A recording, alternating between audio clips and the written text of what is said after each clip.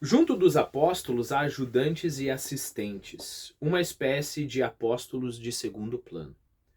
Fariam eles parte do colégio ampliado dos 70 ou 72, que no segundo ano do seu ministério, vendo crescer o número dos fiéis, o próprio Jesus tinha instruído? Seriam a origem daqueles presbíteros que encontraremos mais tarde em todas as comunidades cristãs? Qual era exatamente a sua função? Não é fácil precisá-lo.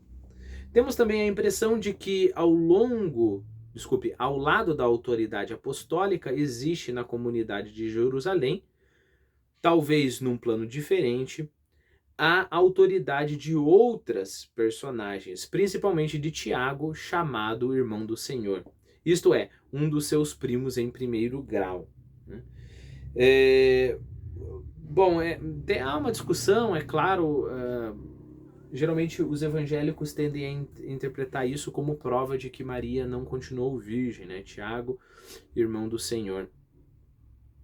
A resposta para isso, bom, seria uma discussão inteira, né? Mas eu vou apontar para a resposta da Igreja Católica para isso, e aí não é meu trabalho aqui fazer a argumentação, né? Mas a resposta para isso é que, bom, você tem no Velho Testamento, por exemplo, quando Isaac vai visitar os seus parentes, ele fala sobre os irmãos, né? Sendo que o termo usado ali na Bíblia seria irmãos, né? E aí é um termo ambíguo que pode significar parente de primeiro grau e logo primo, né? Então é o mesmo termo usado lá e aqui para falar de Jesus, né? Então, por causa disso que o nosso autor diz, Tiago, chamado irmão do Senhor, isto é, um dos seus primos em primeiro grau.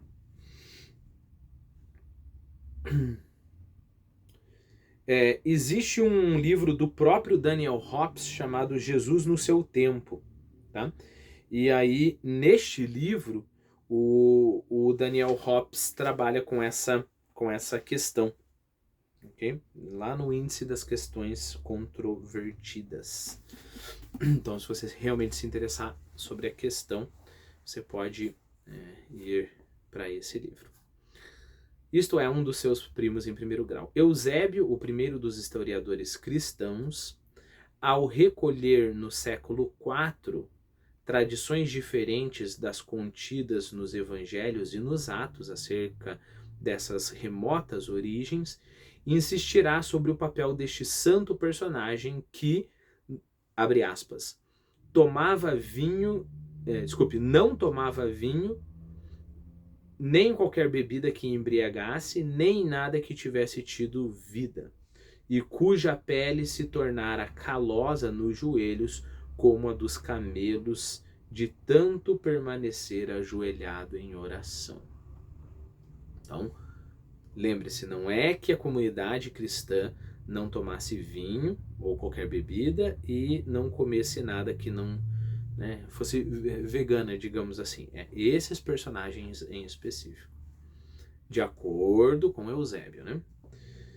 Deve-se ver em Tiago, de acordo com esse retrato, o líder de uma tendência especificamente judaica, que teria encerrado a nova fé nos moldes do mais estrito legalismo, em oposição mais ou menos clara ao colégio apostólico, e que preferiria o Espírito Santo à letra.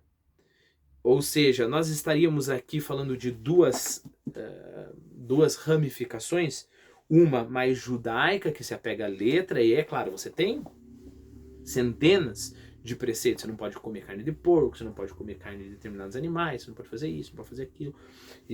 Então, este grupo no qual estaria inserido Tiago, né, o primo de Jesus, e esse grupo estaria por oposição aos apóstolos. Neste caso, as instituições da primeira comunidade teriam refletido muito cedo aquela divergência de interpretação da mensagem de Jesus que veremos produzir-se em breve. Lembre-se que, é claro, tem um versículo muito importante na Bíblia que é: a letra mata, mas o Espírito vivifica. A letra, a palavra legalismo é uma ótima palavra para descrever isso, né? Você tem ali o texto e você, ao pé da letra, vai colocando aquilo ali como se fosse regras, né? O Espírito não é que negue essa letra, mas diz que essa letra, ou seja, a palavra de Deus, ou seja, a Bíblia, nesse caso, né, a palavra de Deus é mais do que a Bíblia, mas a Bíblia, ela precisa dessa vivificação, ela precisa do Espírito para que as coisas se tornem realidade, né? Mas será exagerado, sem dúvida, caracterizar como visível oposição de pessoas aquilo que a princípio não devia passar de uma simples diferença de acentuação. Uns oravam mais, outros não, uns preferiam uma dieta, outros preferiam outra. Havia laços demasiado sólidos entre esses fiéis para que as reações da natureza humana viessem a comprometer gravemente uma admirável unidade. À semelhança dos pormenores da organização, também não podemos comentar com a precisão que desejaríamos os ritos e as observâncias que caracterizavam os primeiros fiéis, né? Lembre-se, é claro, se você vai para uma missa, principalmente a missa tridentina, que seguramente é a missa mais uma maturidade maior na Igreja Católica. Depois a Igreja Católica simplifica isso desde o Concílio Vaticano II, né, para ficar mais palatável para as pessoas em geral. Mas falando da missa tridentina, que é o ápice dos rituais católicos, né, você tem lá centenas e centenas de anos, cada detalhe, cada gesto do padre, cada música, cada veneração, cada objeto no altar, tudo ali tem um significado e foi se construindo, né? O culto foi ficando cada vez mais robusto, até chegar a uma padronização, se eu não me engano, lá no século V, né? Então a missa tridentina tem mais de... Eu acho que é no século V, eu não estou dando certeza, né? Seguramente mais de 1000 anos.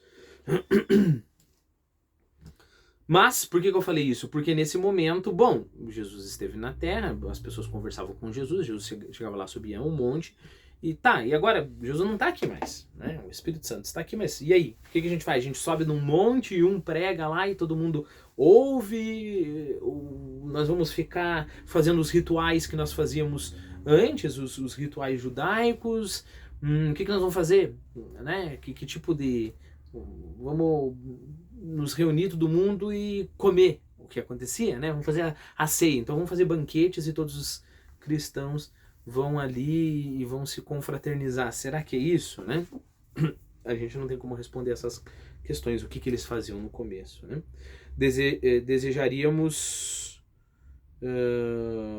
Precisão que desejaríamos os ritos e as observâncias que caracterizavam os primeiros fiéis. Mas podemos distinguir 3 práticas fundamentais que constituirão para o futuro a base da vida religiosa cristã: o batismo, a imposição das mãos e o ágape fraterno. Quanto ao batismo, tanto os Atos como as Epístolas de São Paulo revelam com clareza que as primeiras igrejas o consideram indispensável e que todo o novo adepto o recebe no momento da sua admissão. Por quê? Evidentemente porque o próprio Jesus o recebera de João Batista e os seus discípulos também se tinham batizado. Mas o rito cristão possui certamente características próprias. O batismo de João distinguia-se das abluções judaicas e dos mikveh, não sei se é assim que se pronuncia, certamente não deve ser, né?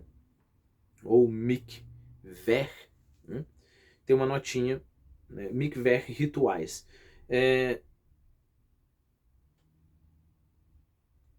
Um outro jeito, o nosso escritor aqui, nosso autor, ele decide colocar a forma, acho que mais próxima ao hebraico, né?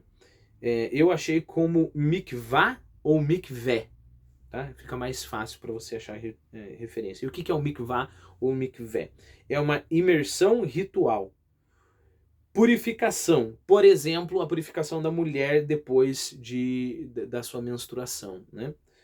A mulher depois da sua menstruação teria que se purificar para poder ter contato com os outros, né? Depois do nascimento de um filho, ou aos que se convertiam ao judaísmo, né? Então tenha em mente que é esse batismo que um judeu conheceria no tempo de Jesus, né? O batismo de João distinguia-se das abluções judaicas e dos mikvé rituais pelo fato de ser um batismo de penitência. O batismo de João distinguia-se das abluções judaicas e do mikvé porque ele era um batismo de penitência. O dos cristãos inclui também a vontade de renovação e de purificação moral, mas abrange ainda outra dimensão. Então nós estamos falando de 3 tipos de batismos, né? O mikvé, o batismo de João, que poderia chegar até um certo momento, afinal de contas, lembre-se que João Batista, ele prepararia as veredas do Senhor. Então ele poderia só preparar o caminho e depois o batismo já totalmente desenvolvido, né? O dos cristãos inclui também a vontade de renovação e de purificação moral, mas abrange ainda outra dimensão. Os atos dos apóstolos, né, dizem que cada um deveria ser batizado em nome de Jesus para a remissão dos pecados. Isso está em Atos, capítulo 2, versículo 38.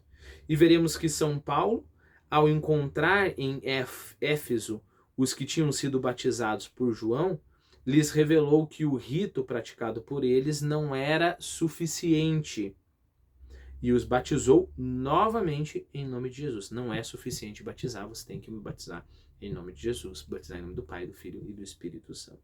Devemos então admitir que, segundo uma fórmula que desconhecemos, os batizados da nova fé deviam reconhecer o messianismo de Jesus, ou seja, não tem como você participar dessa comunidade sem você reconhecer que Jesus é o prometido, o ungido, o Cristo, o Messias. Lembre-se que isso todas as expressões significam a mesma coisa.